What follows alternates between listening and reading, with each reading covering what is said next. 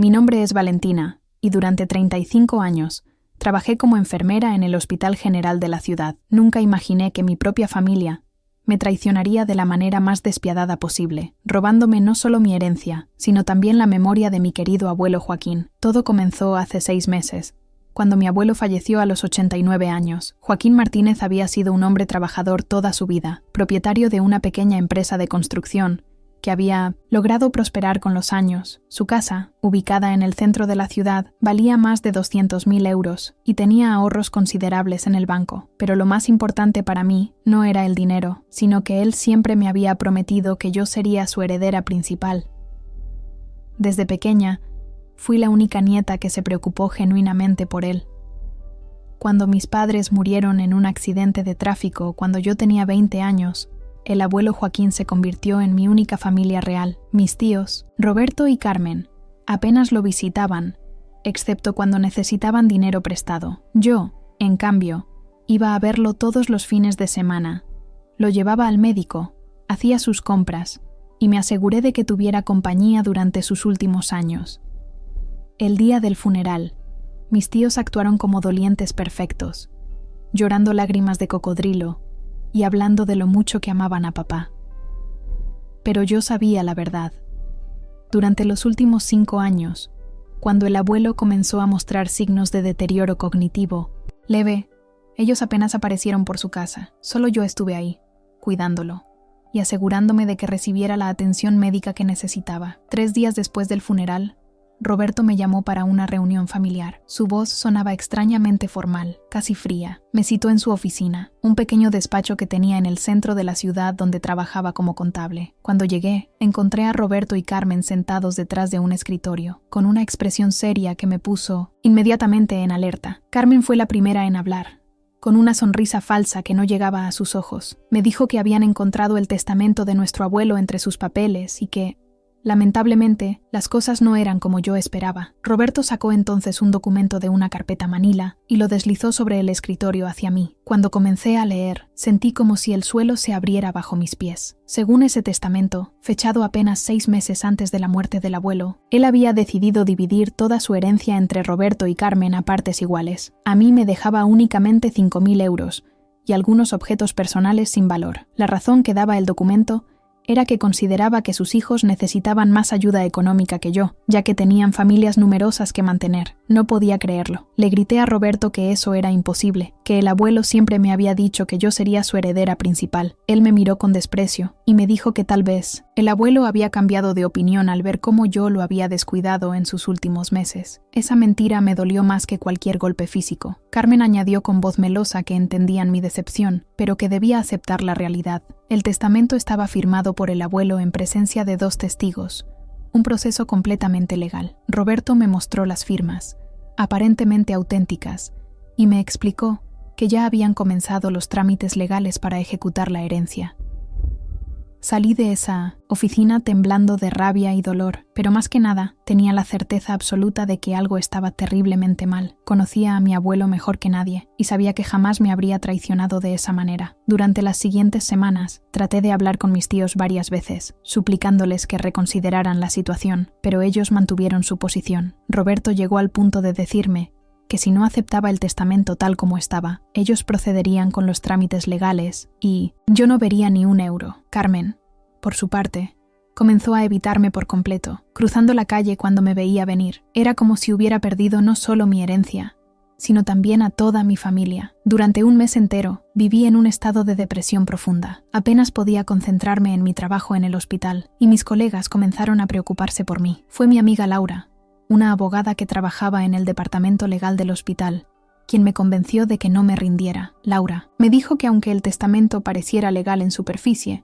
siempre existía la posibilidad de impugnarlo si había irregularidades. Me explicó que como enfermera, yo había visto de primera mano el deterioro cognitivo del abuelo en sus últimos meses, y eso podría ser relevante para determinar si él estaba en condiciones de modificar su testamento. Decidí contratar a un abogado especializado en derecho sucesorio. Después de varias consultas, encontré a Alejandro Ruiz, un hombre de 50 años con una reputación impecable en casos de impugnación de testamentos. Cuando le conté mi historia, Se mostró interesado pero realista sobre las dificultades que enfrentaríamos. Alejandro me explicó que impugnar un testamento no era tarea fácil, especialmente cuando parecía estar correctamente formalizado. Sin embargo, había varios aspectos que le parecían sospechosos. Primero, el hecho de que el abuelo hubiera cambiado radicalmente su testamento solo 6 meses antes de morir, después de 1900 años de prometerme que yo sería su heredera principal. Segundo, el momento elegido coincidía con un periodo en que su deterioro cognitivo era más evidente. Comenzamos a reunir evidencias. Solicité los registros médicos del abuelo,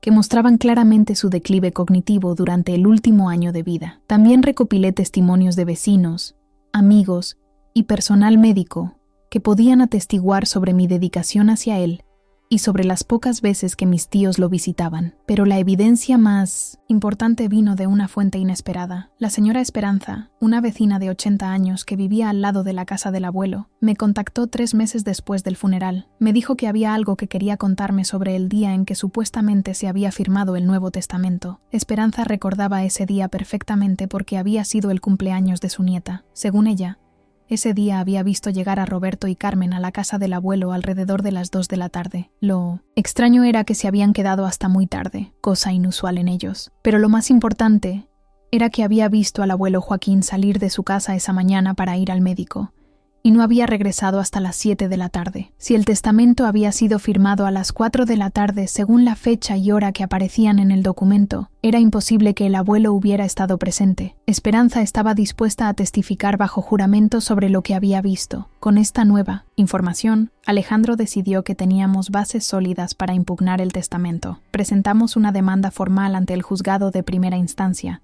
alegando que el testamento era fraudulento y que había sido falsificado por Roberto y Carmen. La noticia de la demanda cayó como una bomba en mi familia. Roberto me llamó furioso, gritándome que estaba loca si pensaba que podía ganar un caso así. Me amenazó con demandarme por calumnias y me dijo que cuando perdiera el juicio, me haría pagar todos los gastos legales. Carmen fue aún más cruel, diciéndome que el abuelo habría estado avergonzado de mi comportamiento. Pero yo ya no tenía miedo. Sabía que tenía la razón y estaba dispuesta a luchar hasta el final por la memoria de mi abuelo y por la justicia. El proceso legal fue largo y agotador. Durante 6 meses, tuvimos que presentar documentos, testimonios y evidencias. Roberto y Carmen contrataron a un abogado muy caro, Ignacio Vega, conocido por su agresividad en los tribunales. Desde el primer momento, trató de desacreditar mi caso, argumentando que yo era una nieta despechada, que no podía aceptar la realidad. En las audiencias preliminares, Vega presentó el testamento como un documento perfectamente legal, firmado en presencia de 2 testigos que juraron haber visto al abuelo firmarlo. Estos testigos eran Miguel Serrano,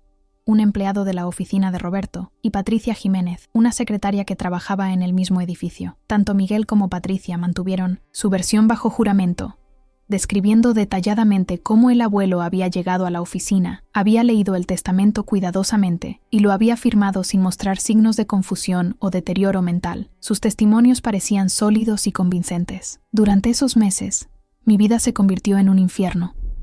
Los gastos legales estaban agotando mis ahorros, y la tensión del juicio afectaba mi salud física y mental. Varios miembros de mi familia extendida tomaron partido por Roberto y Carmen, diciéndome que debía aceptar la voluntad del abuelo y dejar de causar problemas. Hubo momentos en que consideré abandonar el caso, especialmente cuando Vega comenzó a atacar mi credibilidad, sugiriendo que yo había manipulado emocionalmente al abuelo durante sus últimos años y que él había decidido cambiar su testamento para liberarse de mi influencia. Pero Alejandro nunca perdió la fe en el caso. Me recordaba constantemente que teníamos evidencias sólidas, especialmente el testimonio de la señora Esperanza sobre la ausencia del abuelo el día de la supuesta firma. Sin embargo, sabíamos que necesitábamos algo más contundente para ganar el caso. La respuesta llegó cuando Alejandro sugirió solicitar un peritaje caligráfico de la firma del abuelo en el testamento. Me explicó que aunque parecía auténtica a simple vista, un experto podría detectar irregularidades microscópicas que indicaran falsificación. Al principio, Vega se opuso firmemente al peritaje, argumentando que era innecesario y costoso. Decía que la firma había sido verificada por los testigos y que no había razón para dudar de su autenticidad. Su oposición tan vehemente solo reforzó nuestras sospechas de que algo estaba mal. El juez, don Fernando Morales, un hombre de 60 años con una reputación de ser justo pero estricto, finalmente accedió a ordenar el peritaje. designó a la doctora Isabel Fernández, una grafóloga forense reconocida a nivel nacional, para que examinara la firma del testamento, comparándola con otras firmas auténticas del abuelo. El proceso del peritaje tomó 3 semanas. Durante ese tiempo, la doctora Fernández examinó el testamento con equipos especializados, incluyendo microscopios de alta precisión y análisis espectral de la tinta. También comparó la firma controvertida con más de 20 firmas auténticas del abuelo, tomadas de documentos bancarios, contratos y correspondencia personal de los últimos 10 años. Mientras esperábamos los resultados, pude notar que Roberto y Carmen estaban cada vez más nerviosos. Roberto, que normalmente era muy arrogante y seguro de sí mismo, comenzó a evitar el contacto visual conmigo en las audiencias. Carmen, por su parte, se veía pálida y tensa, y había perdido peso visiblemente. La fecha para la audiencia final se fijó para un martes de octubre. Esa mañana, desperté con una mezcla de nervios y esperanza que me tenía el estómago revuelto. Sabía que ese día se decidiría no solo mi futuro económico, sino también si se haría justicia por la memoria de mi abuelo. Llegué al juzgado temprano, acompañada por Alejandro y Laura, quien había venido para darme apoyo moral. Roberto y Carmen ya estaban allí con su abogado, hablando en voz baja en un rincón. Pude ver que Vega parecía más serio de lo usual, sin su habitual sonrisa confiada. La sala se llenó gradualmente. Estaban presentes los testigos de ambas partes, algunos familiares lejanos que habían venido por curiosidad y varios abogados jóvenes que observaban el caso como parte de su formación. La atmósfera era tensa, como la calma antes de una tormenta. Cuando el juez Morales entró en la sala, todos nos pusimos de pie. Su rostro era impenetrable, sin dar ninguna pista sobre lo que había descubierto en el informe pericial. Se sentó detrás de su estrado, organizó algunos papeles y finalmente nos dirigió la mirada. Comenzó la audiencia llamando a la doctora Fernández al estrado. La grafóloga, una mujer elegante de unos 45 años, se acercó con una carpeta bajo el brazo y una expresión profesional. El juez le pidió que presentara sus conclusiones sobre el peritaje caligráfico. La doctora Fernández abrió su carpeta y sacó varias fotografías ampliadas de la firma controvertida. Comenzó explicando su metodología, describiendo cómo había analizado cada trazo, la presión del bolígrafo, la velocidad de escritura y otros factores técnicos que yo apenas podía entender. Pero entonces llegó el momento crucial. Con voz clara y firme, la doctora Fernández declaró que después de un análisis exhaustivo, había llegado a la conclusión de que la firma del testamento era una falsificación. Explicó que aunque había sido ejecutada con considerable habilidad, presentaba inconsistencias microscópicas que la delataban como fraudulenta. El silencio en la sala era absoluto. Pude escuchar mi propio corazón latiendo mientras la doctora continuaba su explicación técnica. Señaló que la firma había sido trazada demasiado lentamente, con una presión inconsistente, que sugería que alguien había intentado copiar cuidadosamente la firma auténtica del abuelo, pero sin el flujo natural de su escritura habitual. Además, el análisis espectral de la tinta reveló que se había utilizado un bolígrafo diferente al que el abuelo usaba habitualmente, según las muestras de su correspondencia personal. La doctora concluyó con un 95% de certeza que la firma había sido falsificada. Cuando terminó de hablar, el juez le hizo varias preguntas técnicas para clarificar algunos puntos. Luego se dirigió a Vega, preguntándole si tenía alguna objeción o pregunta para la perito. El abogado de mis tíos se levantó lentamente, pero era evidente que estaba conmocionado por las revelaciones. Vega intentó cuestionar la metodología de la doctora Fernández, sugiriendo que el deterioro mental del abuelo podría haber afectado su forma de escribir, pero la grafóloga respondió que había considerado ese factor y que las inconsistencias que había encontrado no eran compatibles con cambios naturales en la escritura, debido a la edad o enfermedad. En ese momento, miré hacia Roberto y Carmen. Roberto tenía la cara completamente pálida y parecía estar sudando profusamente. Carmen había comenzado a llorar silenciosamente, cubriéndose la cara con las manos. Era evidente que sabían que habían sido descubiertos. El juez Morales, entonces, pidió un receso de 30 minutos para revisar toda la evidencia presentada. Durante esa pausa, Alejandro me dijo en voz baja que las cosas se veían muy bien para nuestro caso, pero que debíamos esperar la decisión final del juez. Cuando regresamos a la sala, pude notar que Roberto y Carmen estaban teniendo una conversación intensa con su abogado. Vega parecía estar tratando de convencerlos de algo, pero ellos negaban con la cabeza repetidamente. El juez Morales retomó la sesión y anunció que, basándose en la evidencia presentada, especialmente el informe pericial que demostraba la falsificación de la firma, había llegado a sus conclusiones. Su voz resonó en la sala completamente silenciosa cuando declaró que el testamento presentado por Roberto y Carmen era fraudulento y, por lo tanto, legalmente inválido. Continuó explicando que la evidencia era abrumadora. El testimonio de la señora Esperanza sobre la ausencia del abuelo el día de la supuesta firma, combinado con el análisis pericial que demostraba la falsificación, constituía prueba suficiente de fraude. Por lo tanto, la herencia debía distribuirse según el testamento anterior, legítimo, que nombraba a Valentina Martínez como heredera principal. Pero el juez no había terminado. Con una expresión severa, se dirigió directamente a Roberto y Carmen, diciéndoles que su conducta constituía un delito grave de falsificación de documentos y fraude. Les advirtió que el caso sería remitido al fiscal para que evaluara la presentación de cargos criminales. El impacto de estas palabras fue inmediato. Carmen se desplomó completamente,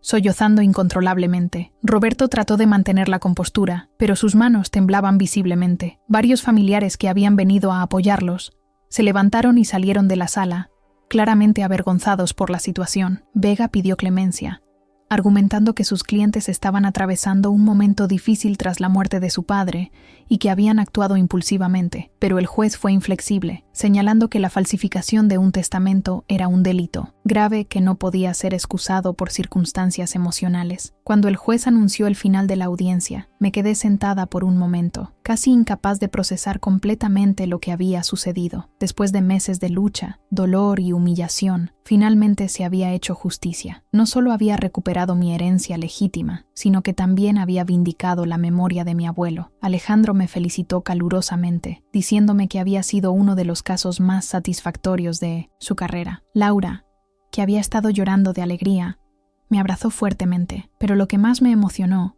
fue saber que había honrado la confianza que mi abuelo había puesto en mí. Mientras salíamos del juzgado, Roberto se acercó a mí. Por primera vez en meses, su arrogancia había desaparecido completamente. Con voz quebrada, me pidió perdón, diciendo que habían cometido un error terrible impulsados por la desesperación económica. Explicó que tanto él como Carmen tenían deudas importantes y habían visto en la herencia del abuelo una solución a sus problemas. Le respondí que aunque entendía las presiones económicas, lo que habían hecho era imperdonable. No solo habían tratado de robarme mi herencia, sino que habían deshonrado la memoria de nuestro abuelo y destruido nuestra familia. Les dije que tendrían que vivir con las consecuencias de sus actos. Carmen se acercó también, entre lágrimas, suplicándome que no presentara cargos criminales adicionales. Me prometió que me pagarían todos los gastos legales y que nunca volverían a molestarme.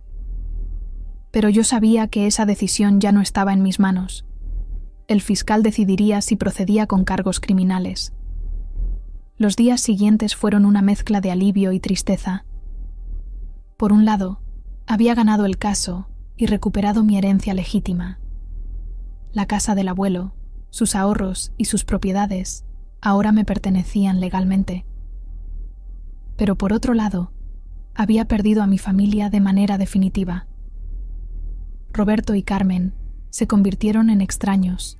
Para mí, personas a las que ya no podía respetar ni confiar. El proceso de toma de posesión de la herencia tomó varias semanas más. Tuve que lidiar con bancos, notarios y diversos trámites burocráticos. Cada vez que entraba en la casa del abuelo, sentía su presencia y sabía que él estaría orgulloso de que hubiera luchado por la verdad. Decidí conservar la casa y convertirla en mi nuevo hogar. Era un lugar lleno de recuerdos hermosos y quería honrar la memoria del abuelo viviendo allí. También establecí una pequeña fundación con parte del dinero de la herencia, destinada a ayudar a personas mayores que no tenían familia que los cuidara. 3 meses después del juicio, el fiscal decidió presentar cargos criminales contra Roberto y Carmen por falsificación de documentos y fraude. El caso aún está en proceso, pero sus abogados me han contactado varias veces tratando de llegar a un acuerdo extrajudicial. Por ahora, he decidido dejar que la justicia siga su curso. La experiencia me cambió profundamente. Aprendí que a veces las personas más cercanas a nosotros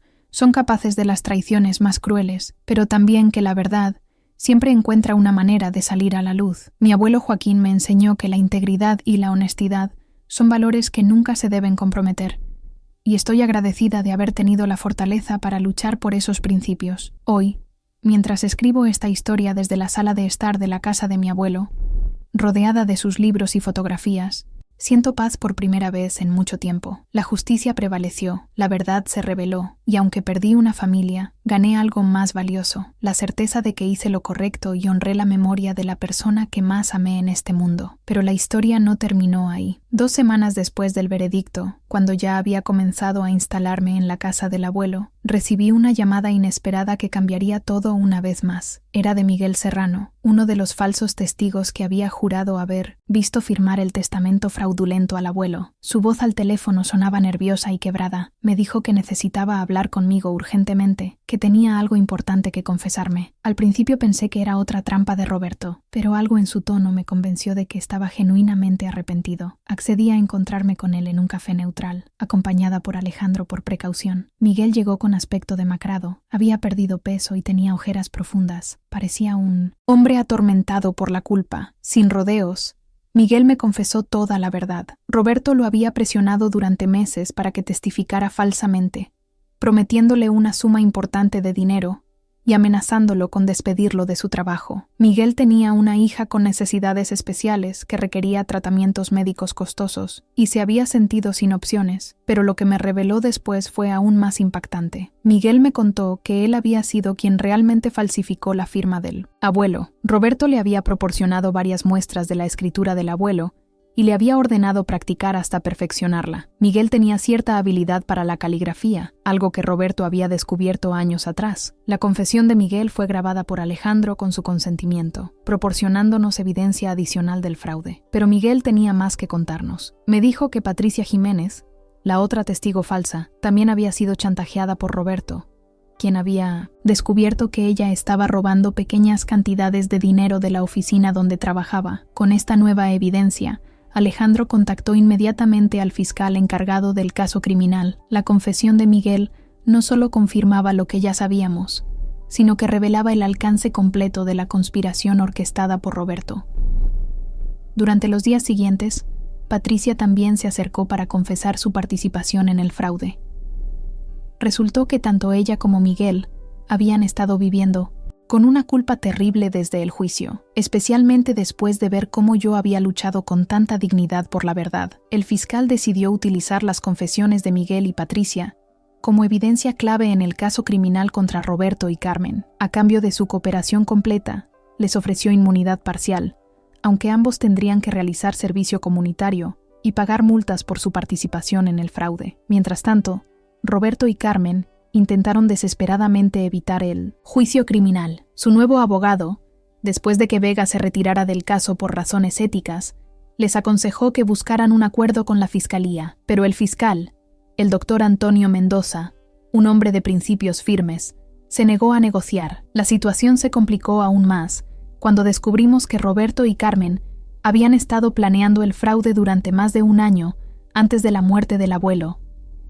A través de las investigaciones del fiscal, se reveló que habían estado visitando al abuelo con mayor frecuencia durante sus últimos meses, no por amor familiar, sino para estudiar sus rutinas y obtener muestras de su escritura. Carmen, aparentemente la mente maestra detrás del plan, había convencido a Roberto de que merecían una parte mayor de la herencia porque habían cuidado económicamente a sus propios hijos, mientras yo, sin familia propia, no necesitaba tanto dinero. Esta justificación retorcida me enfureció aún más que el fraude mismo. El juicio criminal comenzó 6 meses después del veredicto civil. Para entonces, la historia había llamado la atención de los medios locales, y la sala del tribunal estaba llena de periodistas y curiosos. Roberto y Carmen llegaron cada día intentando mantener una apariencia de dignidad, pero era evidente que el peso de sus acciones los estaba destruyendo. Durante el juicio criminal, salieron a la luz detalles aún más perturbadores. Se reveló que Carmen había investigado minuciosamente las leyes de herencia,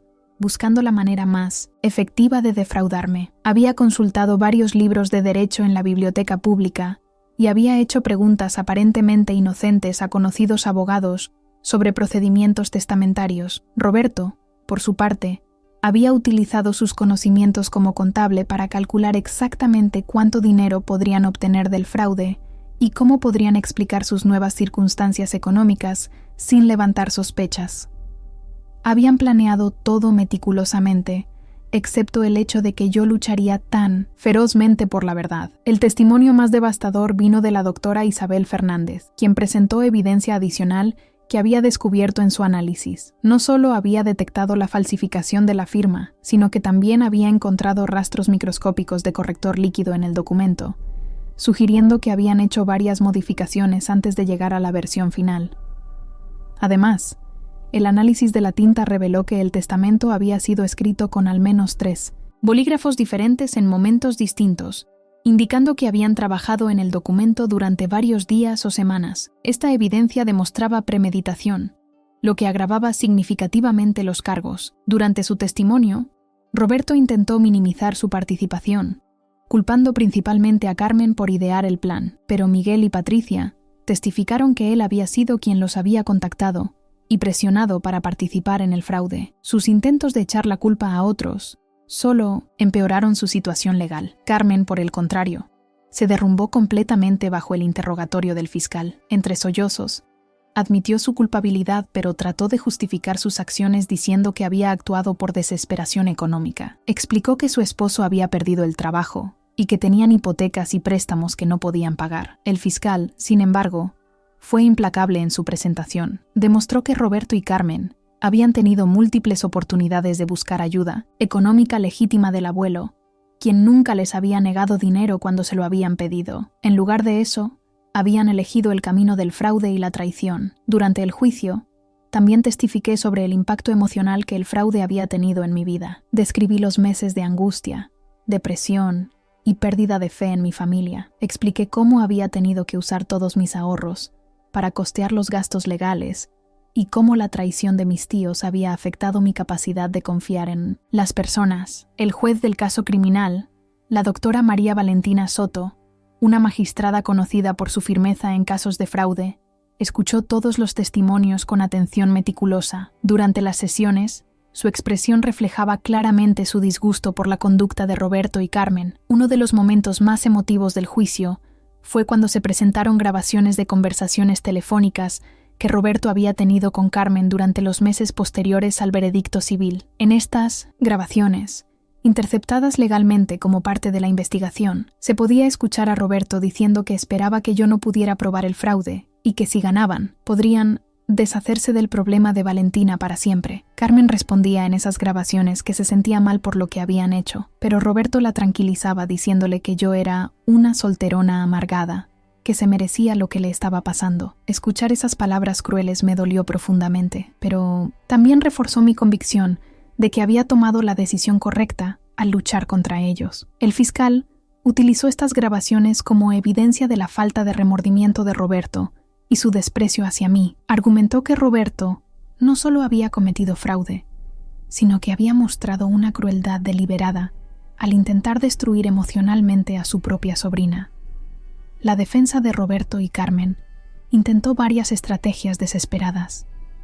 Su abogado argumentó que habían actuado bajo estrés emocional extremo después de la muerte de su padre y que el deterioro cognitivo del abuelo los había hecho pensar que tal vez él realmente había querido cambiar su testamento, pero no había sido capaz de hacerlo legalmente. Pero estas excusas no pudieron resistir el peso de la evidencia. El fiscal presentó registros bancarios que mostraban que Roberto había estado gastando dinero que anticipaba recibir de la herencia antes incluso de que el abuelo muriera. Carmen había hecho comentarios a vecinos sobre planes de viaje y compras importantes que haría pronto, meses antes del fallecimiento del abuelo. Durante el juicio, varios familiares que inicialmente habían apoyado a Roberto y Carmen se retractaron públicamente de su apoyo. Mi prima Sandra, hija de Roberto, se acercó a mí durante un receso para pedirme perdón por no haberme creído inicialmente. Me dijo que siempre había sospechado que algo estaba mal, pero que había preferido confiar en su padre.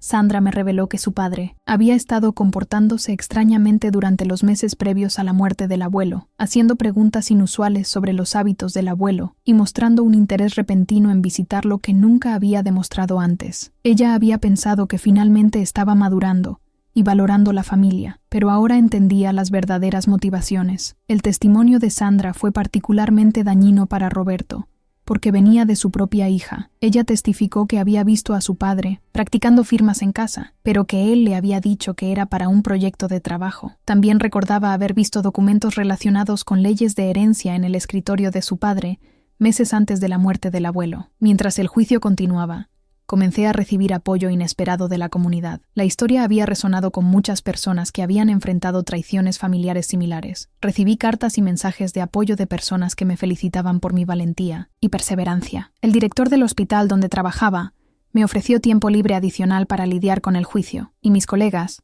organizaron una colecta para ayudarme con los gastos legales continuos. Este apoyo me recordó que, aunque había perdido algunos familiares, había ganado el respeto y la admiración de muchas personas buenas. Durante las alegaciones finales, el fiscal presentó un resumen devastador de la evidencia. Describió el caso como una traición familiar de proporciones extraordinarias y pidió la máxima pena permitida por la ley. Argumentó que Roberto y Carmen no solo habían cometido fraude financiero, sino que habían atacado los fundamentos mismos de la confianza familiar y el respeto por la voluntad de los fallecidos. La defensa, en sus alegaciones finales, intentó una última apelación emocional. El abogado de Roberto y Carmen pidió clemencia, argumentando que ya habían sufrido suficiente humillación pública y que una sentencia severa destruiría a sus familias. Pero sus palabras sonaron huecas después de todo lo que se había revelado durante el juicio. La doctora Soto se retiró para deliberar, y tuvimos que esperar 3 días para conocer el veredicto. Durante esa espera, experimenté una mezcla de ansiedad y anticipación. Sabía que, independientemente del resultado, ya había ganado lo más importante, la vindicación de mi abuelo y la recuperación de mi herencia legítima. Cuando regresamos al tribunal para escuchar el veredicto, la sala estaba abarrotada. La doctora Soto entró con una expresión solemne y comenzó a leer su decisión. Declaró a Roberto y Carmen culpables de todos los cargos: falsificación de documentos, fraude, conspiración y perjurio. En su explicación, la jueza describió el caso como uno de los ejemplos más flagrantes de traición familiar que había visto en sus 20 años en el banquillo. Condenó particularmente el hecho de que habían conspirado para defraudar a alguien que había dedicado años de su vida a cuidar al abuelo con amor y devoción. Roberto fue sentenciado a 2 años de prisión y Carmen a 18 meses, aunque ambas sentencias podrían ser suspendidas parcialmente si pagaban restitución completa y realizaban servicio comunitario extensivo. También se les ordenó pagar una multa sustancial y cubrir todos mis gastos legales. Además de las sentencias de prisión,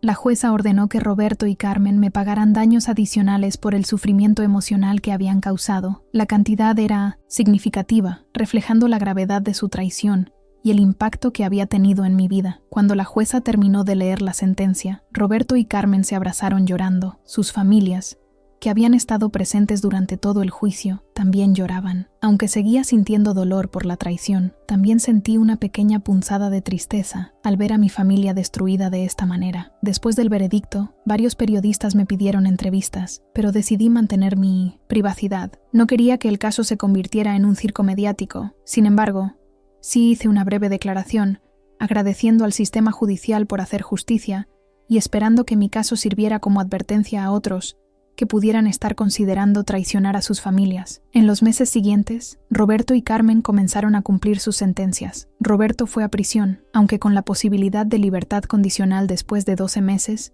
si mostraba buen comportamiento. Carmen fue sentenciada a prisión domiciliaria, con servicios comunitarios, principalmente debido a problemas de salud que se habían desarrollado durante el estrés del juicio. El proceso de recibir la restitución fue complicado. Roberto y Carmen tuvieron que vender propiedades y liquidar ahorros para pagar las multas y daños. Parte de mí se sentía mal por las dificultades financieras que esto causaría a sus familias, especialmente a sus hijos, que eran inocentes en todo este asunto. Sandra, la hija de mi inocentes Roberto, me contactó varios meses después del veredicto. Me pidió que nos encontráramos para hablar y accedí a verla en un café tranquilo cerca de mi casa. Llegó con aspecto cansado y preocupado, pero también con una determinación que no había visto en ella antes. Sandra me explicó que había tomado la decisión de distanciarse de su padre, al menos temporalmente. Me dijo que no podía reconciliar al hombre que había criado con la persona capaz de tal traición. Había perdido la confianza en él y necesitaba tiempo para procesar todo lo que había pasado. Me pidió perdón en nombre de su familia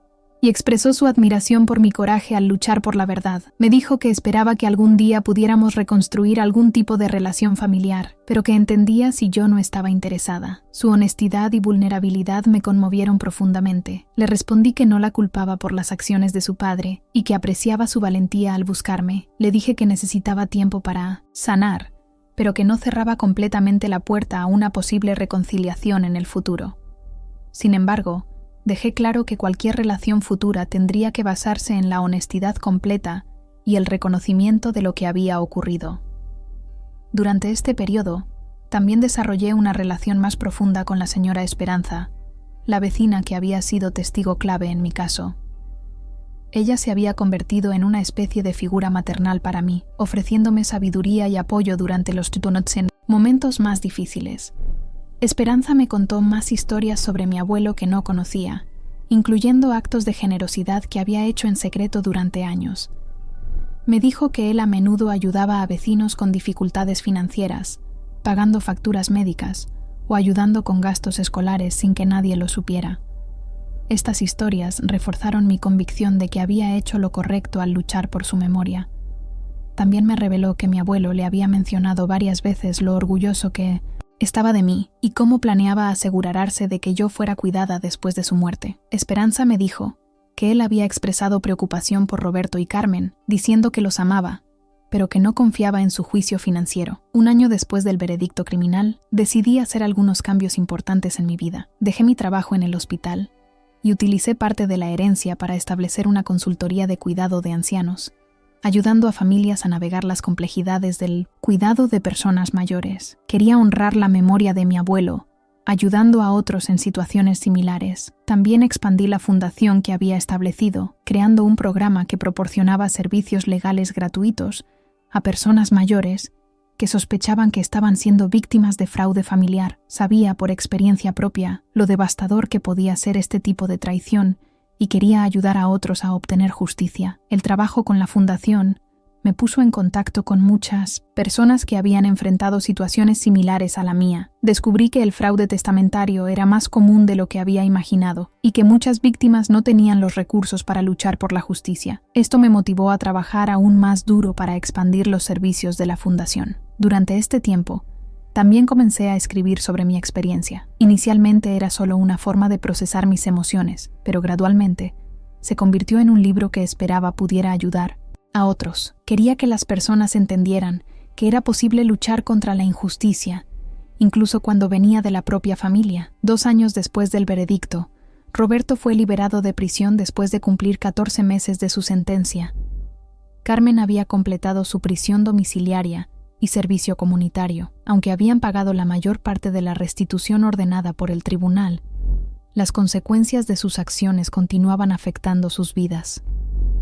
Roberto perdió su licencia de contable debido a su condena por fraude, lo que significó que tuvo que encontrar una nueva carrera a los 55 años. Carmen desarrolló problemas de salud relacionados con el estrés que requerían atención médica continua. Sus respectivos matrimonios también habían sufrido enormemente, con ambos enfrentando separaciones temporales de sus cónyuges. A pesar de todo lo que había pasado, ocasionalmente me preguntaba si había hecho lo correcto al llevar el caso tan lejos, pero cada vez que visitaba la tumba de mi abuelo o trabajaba con víctimas similares a través de mi fundación, sabía que había tomado la decisión correcta. La justicia había sido servida y la memoria de mi abuelo había sido vindicada. 3 años después del veredicto original, recibí una carta inesperada de Carmen. Era una carta larga, escrita a mano, en la que expresaba un remordimiento profundo y genuino por lo que había hecho. Me contaba sobre las noches sin sueño, la culpa constante y cómo la experiencia le había enseñado el valor real de la familia y la honestidad.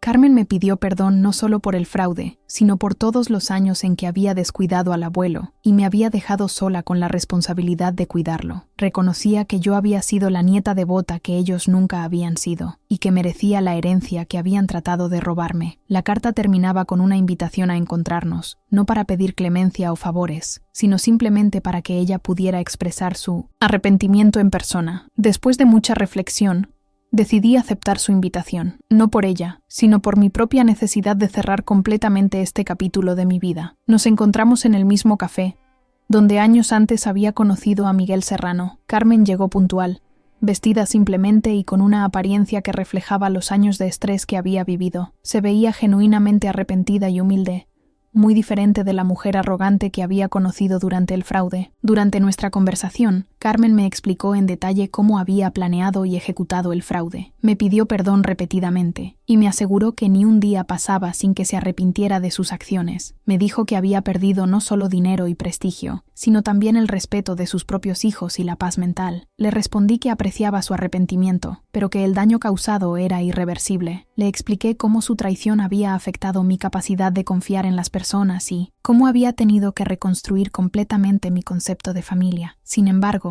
también le dije que no guardaba rencor y que esperaba que pudiera encontrar paz en su vida. Después de esa conversación, sentí una sensación de cierre que no había experimentado antes. Aunque nunca podría perdonar completamente lo que Carmen y Roberto habían hecho, entendía que ellos también habían pagado un precio alto por sus acciones. La justicia había sido servida y ahora todos podíamos intentar seguir adelante con nuestras vidas. Hoy, 5 años después de comenzar esta batalla legal, mi vida ha encontrado un nuevo equilibrio. Vivo en la casa de mi abuelo, rodeada de sus recuerdos y honrando su memoria cada día. Mi trabajo con la fundación y la consultoría me ha dado un propósito renovado y he ayudado a docenas de familias a navegar situaciones similares. He encontrado una nueva familia en los amigos y colegas que me apoyaron durante los momentos más oscuros. Laura, mi amiga abogada, se ha convertido en hermana para mí. Alejandro, mi abogado, y yo mantenemos una amistad sólida basada en el respeto mutuo y las experiencias compartidas. La señora Esperanza, ahora de 85 años, viene a cenar conmigo todos los domingos. Compartimos historias sobre el abuelo, y ella continúa siendo una fuente de sabiduría y consuelo. Su testimonio no solo fue crucial para ganar mi caso, sino que su amistad ha sido fundamental para mi sanación emocional. Mi libro sobre la experiencia fue publicado el año pasado, y ha ayudado a muchas personas que enfrentan situaciones similares. Recibo cartas de lectores que me agradecen por compartir mi historia y que me cuentan cómo les ha dado valor para luchar por sus propios derechos. Roberto nunca se acercó a pedirme perdón como lo hizo Carmen. Según Sandra, su hija, él mantiene que actuó justificadamente y que yo exageré las consecuencias. Esta actitud me confirma que tomé la decisión correcta al no mostrar clemencia durante el proceso legal. Aunque la batalla legal terminó hace años, sus lecciones continúan guiando mi vida diaria. Aprendí que la justicia a veces requiere sacrificio personal, que la verdad puede ser dolorosa pero siempre vale la pena luchar por ella, y que la familia real no se define por la sangre, sino por el amor, la lealtad y el respeto mutuo. La fundación que establecí ha crecido considerablemente y ahora opera en varias ciudades. Hemos ayudado a más de 100 personas mayores a obtener justicia en casos de fraude familiar y hemos prevenido muchos más casos a través de nuestros programas educativos sobre derechos de herencia. Cada victoria legal que logramos me recuerda por qué fue importante luchar por mi propia justicia. Cada persona mayor que ayudamos a proteger de la traición familiar honra la memoria de mi abuelo Joaquín. Su legado no es solo la herencia material que me dejó, sino también los valores de integridad y justicia que me enseñó.